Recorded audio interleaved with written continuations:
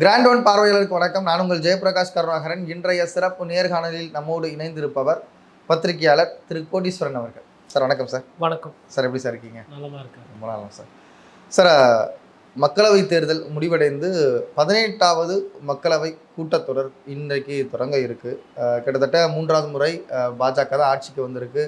மோடி மீது என்ன அதிருப்தி இருந்தாலும் மோடி தான் மீண்டும் பிரதமர்.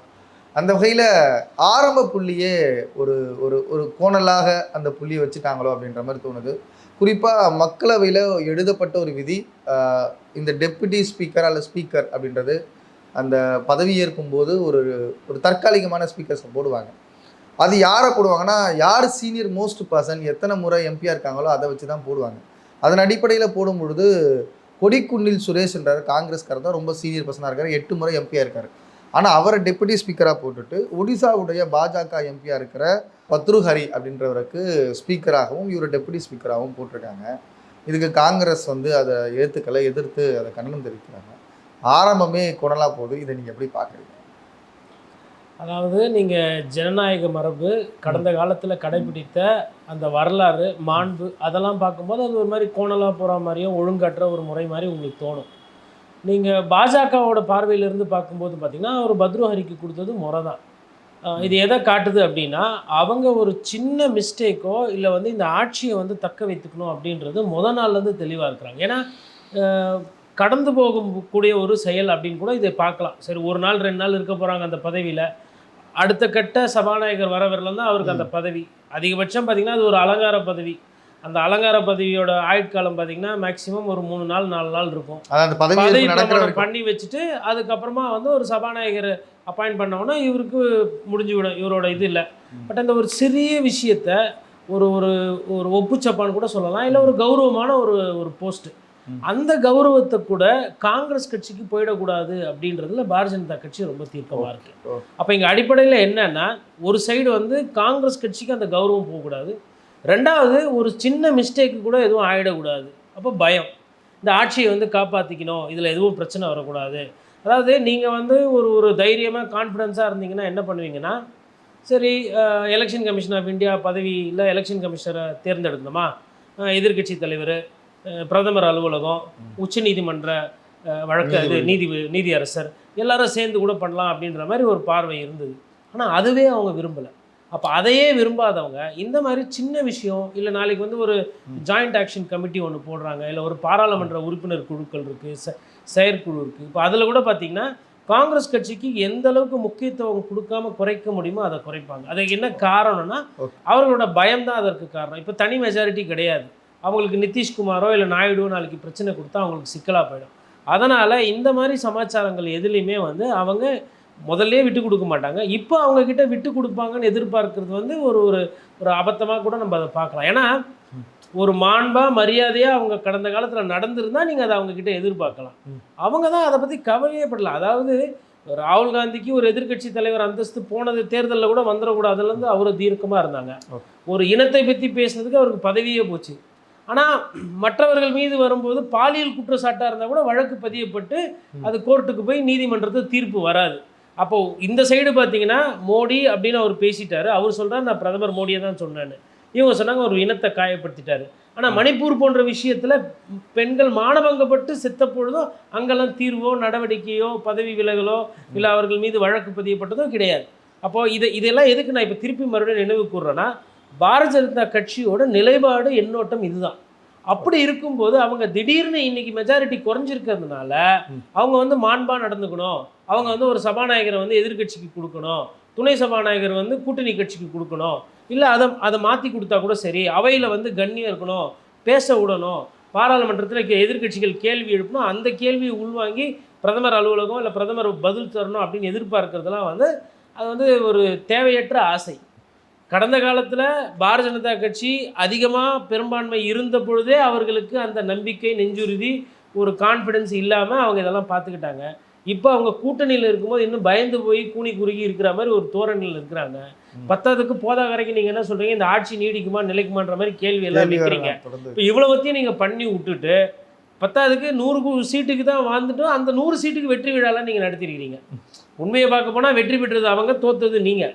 ஆனால் அதை மறைத்து நீங்களும் ஒரு கட்டமைப்பு ஒரு பிம்பத்தை உருவாக்குறீங்க பாரதிய ஜனதா கட்சி மாதிரி. அப்போ இவ்வளவும் பண்ணிட்டு அவங்க வந்து எங்கள் கட்சியில் இருக்கிறவருக்கு வந்து அந்த ப்ரோட்டம் ஸ்பீக்கர் கொடுக்கல, சீனியாரிட்டி பார்க்கல. அவங்க நீட் எக்ஸாம்லேயே சீனியாரிட்டி பார்க்குறது கிடையாது.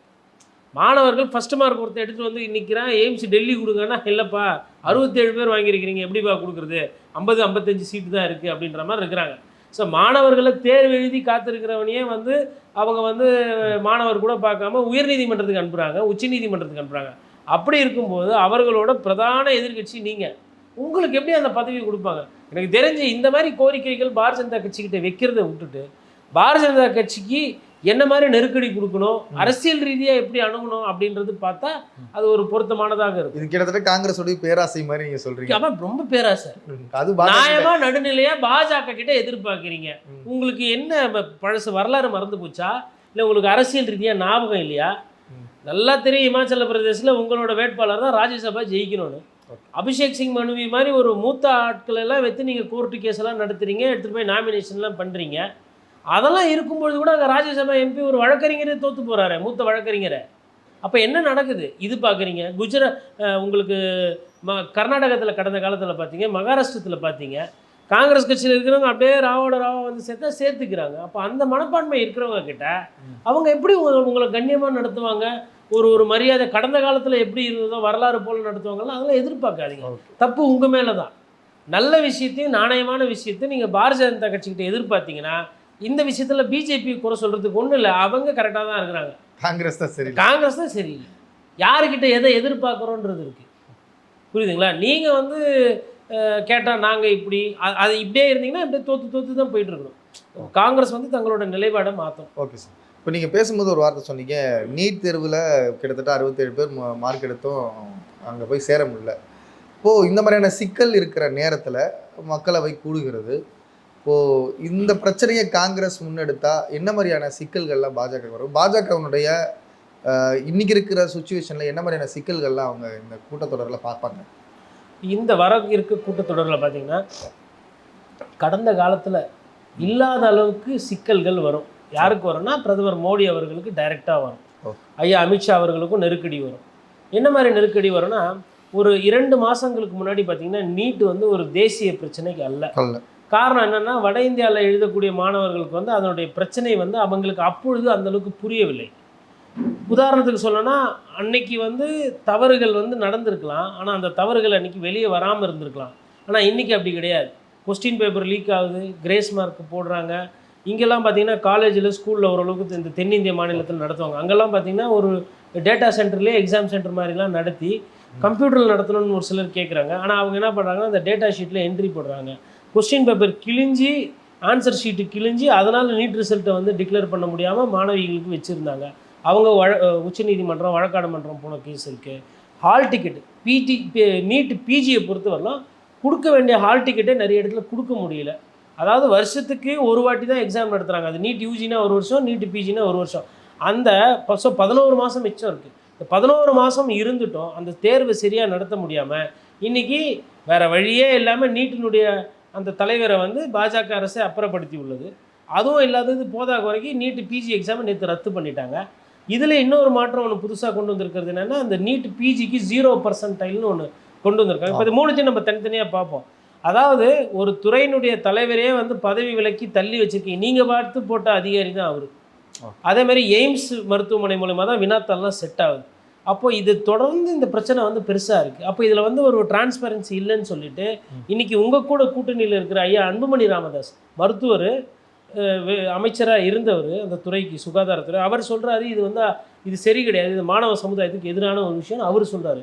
உங்கள் கூடவே கூட்டணியில் இருந்து இப்பொழுது ஆட்சியில் இருக்கக்கூடிய ஏக்நாத் ஷிண்டே அவர்கள் சொல்கிறாங்க இது சரி கிடையாது. அதே மாதிரி ஆந்திராலே இதை பற்றி பிரச்சனைகள் வருது. அப்போது தமிழகம் ஒண்டி இல்லாமல் ஒட்டுமொத்த இந்தியாவில் எல்லா மாநிலத்திலும் இன்றைக்கி நீட்டை பற்றி பேசுகிறாங்க. காரணம், நீங்கள் ஒரு தேர்வை கூட லட்சணமாக முறையாக நடத்துறதுக்கு தகுதியற்ற ஒரு நிலையில் நேஷ்னல் டெஸ்டிங் ஏஜென்சி இருக்குது, என்டிஏ. அப்போ இதில் இருந்து வந்து ஃபஸ்ட்டு வந்து உங்களோட ஆர்கனைசேஷன் இதில் டவுட் வரும். 1 2வது வந்து இவ்வளவு நடந்தோம், பாரதிய ஜனதா கட்சி ஆதரவாளர்கள் இல்லை நீட்டை வேணும்னு நினைக்கிறவங்க முழு சோத்தில் பூசணிக்காம மறைக்கப்பாங்க.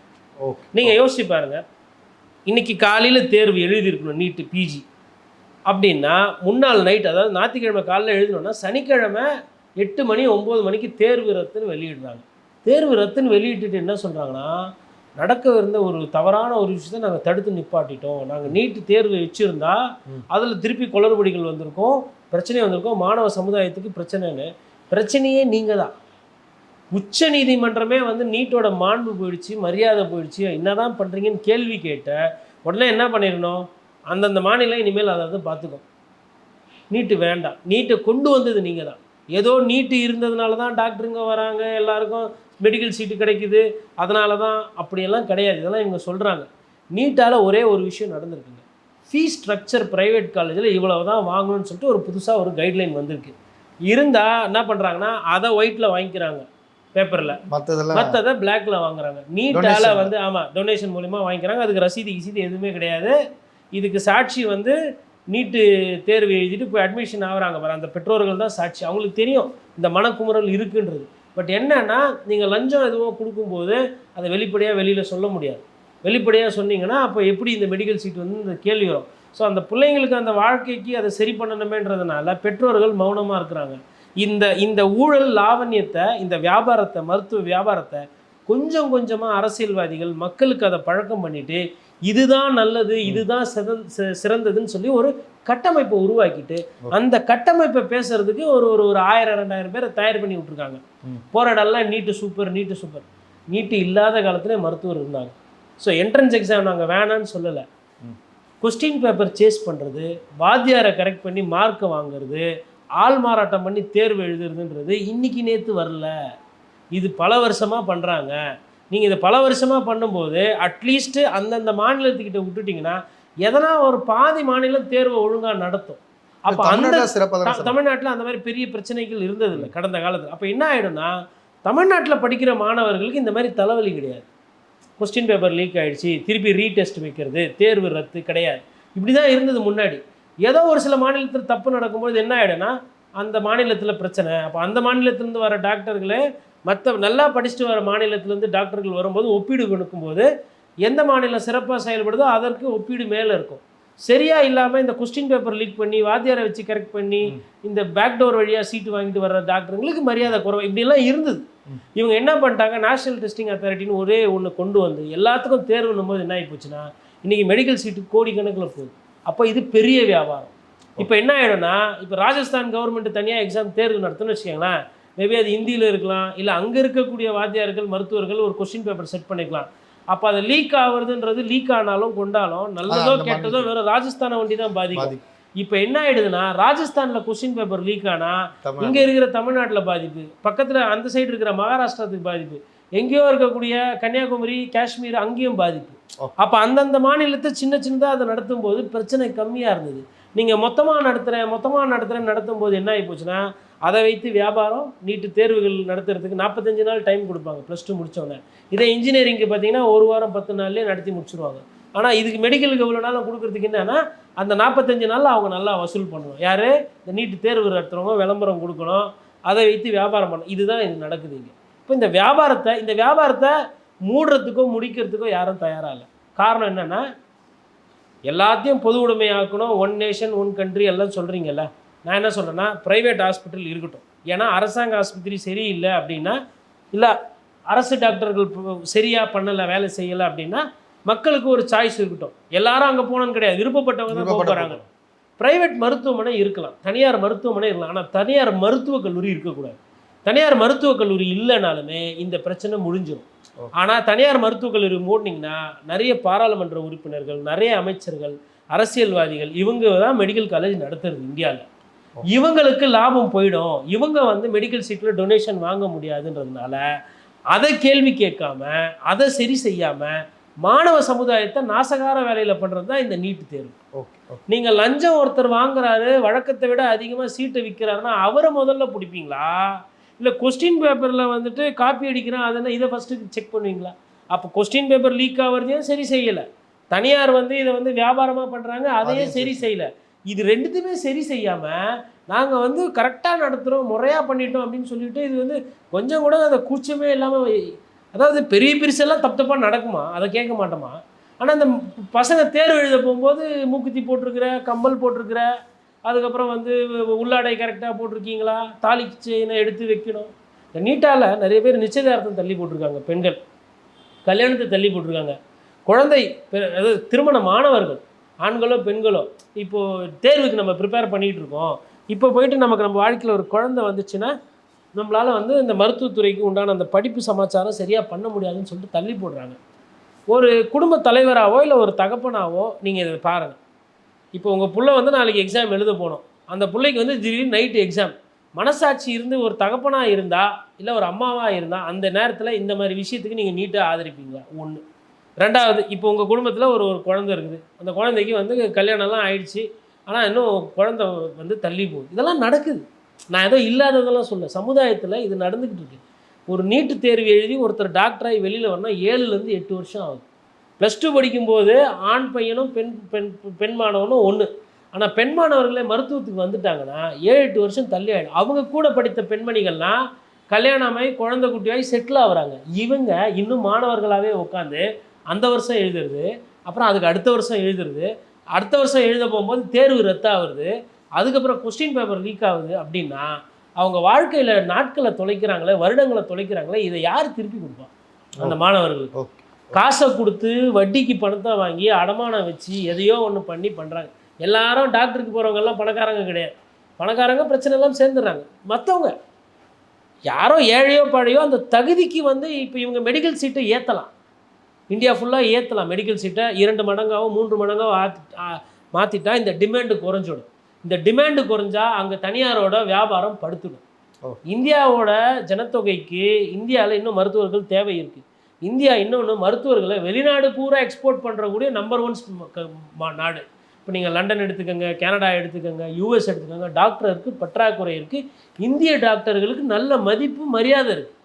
அதுக்கும் இவங்க என்ன சொன்னாங்கன்னா, நீட்டை வச்சா வெளிநாட்டில் இருந்து கூட அவங்க நீங்கள் அங்கே போய் ப்ராக்டிஸ் பண்ணிங்கன்னா அவங்கள கேட்க மாட்டாங்க நீட்டுன்னு சொல்லிட்டு, அதுவும் பாதி நாடுகள் ஒத்துக்குது. மீதி பாதி நாடுகள், உதாரணத்துக்கு கனடாலாம் வந்து அங்கே போய் தனியாக எக்ஸாம் எழுதணும்னு இருக்குன்றாங்க. அப்போ இதெல்லாம் மறைச்சிட்டு இவங்க பேசுகிறாங்க. நாங்கள் நீட்டு கொண்டு வந்ததுனால 2 விஷயம் பண்ணோம். ஒன்று, இப்போ முந்தைய காலத்துலலாம் பார்த்தீங்கன்னா ரஷ்யா உக்ரைன்லலாம் படிச்சுட்டு வருவாங்க. அங்கே படிச்சுட்டு இங்கே வரவங்களுக்கு வந்து சீட்டு கொடுத்துருவாங்க. இது தேவை கிடையாது. அப்போ வெளிநாட்டில் போய் படிச்சுட்டு நீ வந்து இந்தியாவில் டாக்டராவா, அதை நாங்கள் பார்த்துக்கணுமான்னு சொல்லிட்டு தான் நீட்டை கொண்டு வந்தாங்க. அதே நேரத்தில் இன்னொன்று என்ன சொன்னாங்கன்னா, நீட்டு நீங்கள் தேர்வு எழுதினா மற்ற நாட்டில் போய் நீங்கள் ஃப்ரீயாக ப்ராக்டிஸ் பண்ணலான்ற மாதிரி சொன்னாங்க. நான் என்ன கேட்குறேன்னா, அந்த நாட்டில் இருக்கிறவங்களெல்லாம் பார்த்தா அவங்களுக்கு என்ன காதில் கடுக்குன்னு போட்டுக்கிட்டு ஏமாந்தா பரவாயில்ல. அப்போ அவங்க என்ன நினைப்பாங்க, என் நாட்டுக்கு வந்தால் ஏன் டெஸ்ட் எழுது, இங்கே மாநிலத்துக்கு இருக்கும்போதே மத்திய அரசு விடமாட்டேந்து எல்லாம் லகான் உங்கள் கையில் இருக்கணும்னு நினைக்கும் போது மற்ற நாடுகள் ஒண்டி விட்டுருவாங்களா? டாக்டர் இங்கே இந்திய டாக்டர் போய் அங்கே ப்ராக்டிஸ் பண்ணால் எந்த இடத்துக்கு போனாலும் அதுக்கு உண்டான தேர்வு அது இதெல்லாம். இன்னொன்று சொல்கிறாங்க, நீட்டு வந்து ஒரே நாடு ஒரே தேர்வு மாதிரி ஒரு சமவெளியை உருவாக்கியிருக்குன்னு. அது மிகப்பெரிய பொய். நான் ஒரு 4 எடுத்துக்காட்டு சொல்கிறேன். எய்ம்ஸ் டெல்லி, ஜிப்மர் பாண்டிச்சேரியில், வேலூரில் சிஎம்சி, அப்புறம் திருவனந்தபுரத்தில் ஒரு ஒரு கவர்மெண்ட்டு ப்ரைவேட்டாக தர ஒரு ஆஸ்பத்திரி இருக்குது. இப்போ இந்த காலேஜிலலாம் நீங்கள் மெடிக்கல் சேர்க்கணுன்னா அங்கே வந்து தனியாக அந்த நிறுவனமே ஒரு டெஸ்ட் வைக்கும், அந்த எக்ஸாம் எழுதணும். அப்போ நான் என்ன கேட்குறேன்னா, இது பார்க்குறதுக்கு நல்லா தானே. இப்போ சிஎம்சி வேலூரில் சேரணுமா, சிஎம்சி வேலூர் என்ட்ரன்ஸ் நடத்தும், மார்க் எடுத்தால் உனக்கு சீட்டு, இல்லைன்னா இல்லை. அது சிஎம்சி ஆச்சு, படிக்கிற மாணவராச்சு. நீங்கள் மத்திய அரசு மேலேருந்து வேடிக்கை பார்த்து சிஎம்சி தப்பு பண்ணுச்சுன்னா, எப்பா சிஎம்சி என்னப்பா தப்பு பண்ணுற, ரத்து பண்ணுவேன், காலேஜே மூடுவேன், ஒழுங்காக மாணவர்களை படிக்க வை, கேள்வி கேட்கலாம். பிரச்சனை என்னென்னா, நீங்களே தப்பு பண்ணுற மாதிரி இருக்குது. இப்போ சிஎம்சி உங்களை பார்த்து சிரிக்கிற மாதிரி இருக்குது உங்கள் நிர்வாகம். இப்போ அவங்க சொல்லுவாங்க, எப்பா நீட்டெல்லாம் வேணாப்பா, நாங்களே தேர்வு வச்சு நாங்களே கொஸ்டின் பேப்பர் வச்சு மார்க் போட்டு நல்ல மாணவர்களை சேர்த்துக்கிறோம், ரிசர்வேஷன் என்ன சொல்கிறீங்களோ அது பிரகாரம் அட்மிஷன் போட்டுக்கிறோம், பிரச்சனை இல்லாமல் போகுது. ஜிப்மரில் பிரச்சனை வருது கிடையாது. ஏன் இந்த பிரச்சனைனா, இவங்க இந்த நீட்டை வந்து நடத்த தெரியல. அன்னைக்கு வந்து என்ன சொல்லியிருப்பாங்கன்னா, இந்த என்டிஏலேருந்து நீட்டை நடத்த தெரியல அப்படின்ற இடத்துல வந்து நிற்கிது. இப்போ என்டிஏ வந்து வெறும் நீட்டு மட்டும் நடத்தலை, நேஷ்னல் டெஸ்டிங் ஏஜென்சின்னு சொல்லப்படுற பேராசிரியர்களுக்கான ஒரு தகுதி தேர்வு அதான் அவங்க தான் நடத்துகிறாங்க. ஜேஇ போன்ற இன்ஜினியரிங் ஸ்டூடெண்ட்ஸுக்கான தேர்வுகளும் அவங்க தான் நடத்துகிறாங்க. இப்போ நாட்டில் மிக முக்கியமான தேர்வுகள் அவங்க நடத்தும் பொழுது, உதாரணத்துக்கு நெட் எக்ஸாம்ன்றது ஒரு ப்ரொஃபஸர் அடுத்தது வேலைக்கு போகிறதுக்காக ஒரு தகுதி தேர்வு எழுதுகிற ஒரு எக்ஸாம். இப்போது மாணவர்களுக்கே 30 லட்சம் 40 லட்சம் கொடுத்து ஒரு தேர்வு எழுதுறதுக்கு ரெடியாக இருக்கும் போது, நான் ஒரு வேலைக்கு போகணும் அப்படின்னும் போது அந்த இடத்துல முறைகேடு நடக்கிறதுக்கு அதிகமான வாய்ப்புகள் இருக்குது. இந்த என்டிஏ கீழே இந்த டெஸ்ட்டை நடத்தாம மாத்துறதுக்கு வாய்ப்பு இல்லையா? இல்லைங்க, என்டிஏவை பொறுத்தவரையிலும் இப்போ ஜேஇ எக்ஸாமோ இல்லை இந்த ப்ரொஃபஸர்ஸ்க்கு நடத்தக்கூடிய அந்த போட்டித் தேர்வுகளில் பிரச்சனை வந்தது இல்லை அவ்வளோவா. காரணம் என்னென்னா அங்கே டிமாண்டு கம்மி. அதாவது பணம் எதுக்கு ஜாஸ்தியோ அதுக்கு தான் வந்து டிமாண்டு, அதுதான் தவறு நடக்கும். உதாரணத்துக்கு தேக்கு மரம் இருக்குது, சந்தன மரம் இருக்குது, செம்மரம் இருக்குது. செம்மரத்துக்கு தான் மவுசு ஜாஸ்தி, ஏன்னா விலை ஜாஸ்தி. அதனால தான் அதை ராவோட ராவாக வெட்டுறாங்க, எக்ஸ்போர்ட் பண்ணுறாங்க, ஸ்மக்லிங் பண்ணுறாங்க, அதை வச்சு படமே எடுக்கிறாங்க புஷ்பானு. எதுக்கு வந்து விலை ஜாஸ்தியாக இருக்கும் அங்கே தப்பு தண்டா நிறைய நடக்கும்.